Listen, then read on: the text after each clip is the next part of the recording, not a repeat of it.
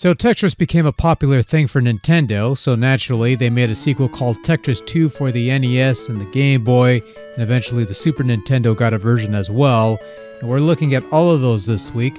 Today we'll be looking at the Game Boy version of Tetris 2, and while the first Tetris on Game Boy was a similar but somewhat different game from its NES counterpart, when it comes to Tetris 2, the only true differences between the NES and Game Boy versions boil down to screen resolution and colors displayed, and also a new mode not featured in the console version for some reason.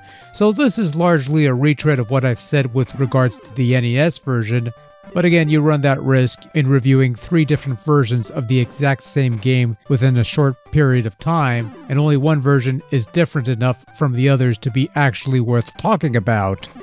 But I digress. Tetris 2, for those who don't know, is not your traditional Tetris fare. It's not about clearing horizontal lines, as is the norm, but rather about clearing colored, or in this case, shaded bombs from the well, much like you would clear viruses from the bottle in Dr. Mario. Except instead of capsules, you got tetrominoes of the traditional and cheapo knockoff variety. Basically, lining up 3 or more of the same colored blocks in horizontal and vertical lines will clear them from the board, but your main focus are the bombs or flash blocks as the game calls them, as clearing all of them will clear the round and advance onto the next. On the bottom of the well are 3 special flashing bombs, one of each color, that if cleared will eliminate all bombs of that color from the well. Obviously, there's an incentive to clear those bombs as quickly as possible, being rewarded bonus points for a fast clearing. So you have your usual options. You could choose your starting stage from any of the 30 available, 3 different speed settings, as well as your choice of 3 musical tracks. Options that are similar to those of Dr. Mario, coincidentally enough.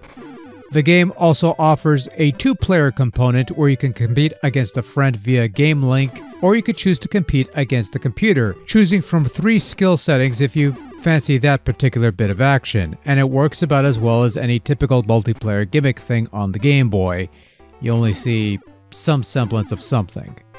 Excluded from the NES version, but included here as well as the subsequent SNES version, is a puzzle mode, where you have some predetermined layouts to clear out in the least amount of moves possible. Do it well enough, and you'll earn a perfect bonus of bonus points.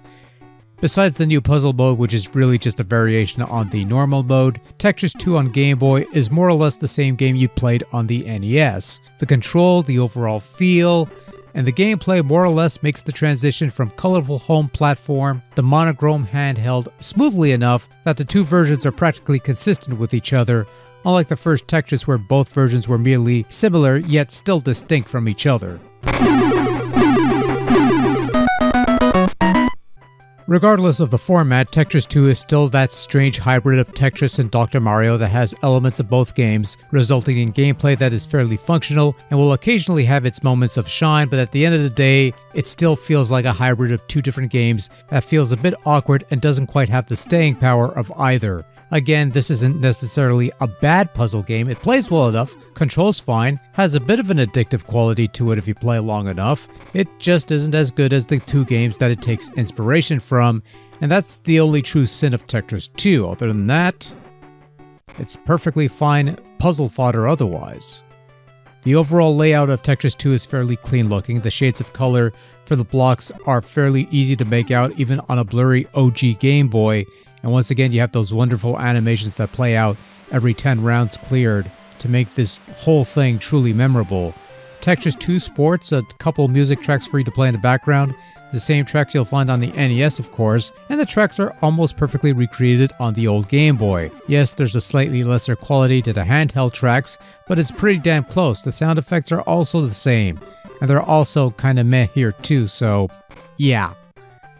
For what it's worth, Tetris 2 on Game Boy is a fine version of the game that plays as well as its NES counterpart, and even has the benefit of portability as well as the new puzzle mode to make this one a bit more special. But if you didn't care for Tetris 2 on the NES, then this Game Boy version isn't likely to change your mind, but otherwise, it's a fine conversion that holds up well enough.